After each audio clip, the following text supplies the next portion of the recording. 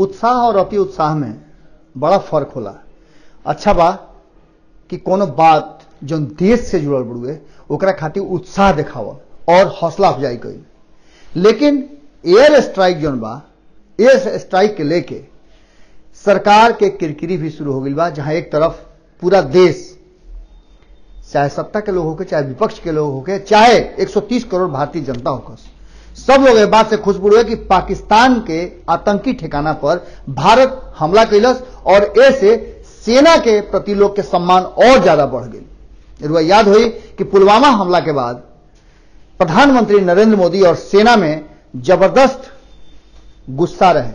इस गुस्सा के पीछे कारण रहे 130 करोड़ भारतीय लोग के हिम्मत। सबको यह बात की हिम्मत दिले रहे कि सरकार पाकिस्तान से एक जवाब जरूर मांग ले और आतंकी ठिकाना के ध्वस्त कर दे। यह बात के लेकर के सेना एक्टिव भइल और सेना के वायुसेना एयर स्ट्राइक कैलस। सुबह के 2 बजे से लेकर के 5 बजे भोर तक एयर स्ट्राइक भइल और एयर स्ट्राइक के बाद एक खबर आवे लागल कि भारत बदला ले लेलस। सरकार के सूत्र ई बतावे लगले कि ओजा 300 लोग आतंकी मारल गए, 400 आतंकी मारल गए, आतंकी कैंप ध्वस्त कर गई, अलग अलग तरह के बात आवे लागल। एक साथ साथ जहां एक तरफ लोग के उत्साह रहे, ओजे विपक्ष एयर स्ट्राइक के प्रमाण भी मांगे लागल और प्रमाण मंगला के बाद से बवाल बढ़ गई। बवाल अतने पर ना बढ़ल, विपक्ष तो मंगबे कैलस, अब सत्ता पक्ष भी यानी कि भारतीय जनता पार्टी के सांसद भी सरकार से एयर स्ट्राइक के प्रमाण मांगे लागल बाड़े। कहना भी बढ़ुए कि यदि एयर स्ट्राइक के प्रमाण दे दिया, ओकर सबूत दे दिया, तो ऐसे सेना के साथ साथ देश के 130 करोड़ जनता जेकर बात नरेंद्र मोदी जी बराबर करेले, ओकरा और दुगना उत्साह पैदा हो जाए। और इनमें कोई गलत बात भी नहीं है।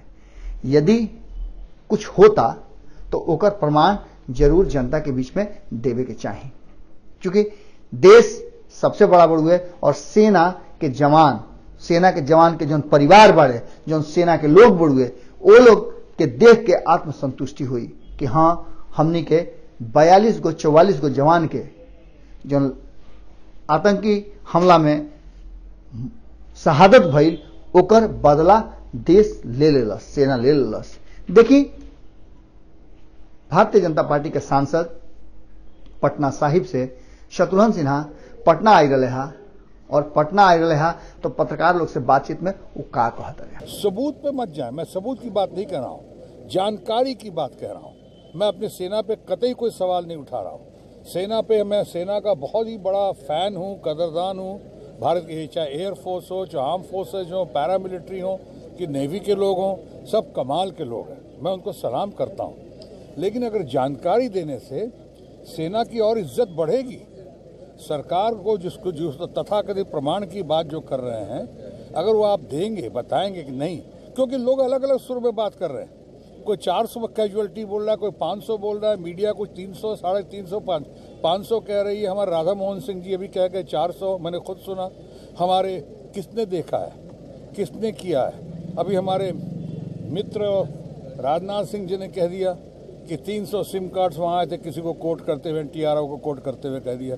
अरे 300 हम सिम की बातें नहीं कर रहे हैं, हम कैजुअलिटी की बातें कर रहे हैं। ये कैजुअलिटी हुई है, इसका अगर अब इतनी बात बढ़ गई है तो आप बता ही देंगे तो कोई छोटे थोड़ी हो जाएंगे। जैसन के रुआ लोग सुननी कि अब शत्रुघ्न सिन्हा सारा बात के खोल कर रख दिले कि खुद कंफ्यूजन सरकार के लोग और अति उत्साह में भारतीय जनता पार्टी के नेता, सांसद, मंत्री पैदा कर दिले, जना से देश अभी जाने खातिर उत्सुक हो गई बा कि वास्तव में एयर स्ट्राइक में कितना आतंकी मारल गई और ई कोई गलत बात नहीं है। जुड़े रहे सब न्यूज बिहार और भारत लाइव के साथ। ऐसे ही हर खबर के खोज के, ढूंढ के, टोह के रुआ लोग के सामने प्रस्तुत करब जा।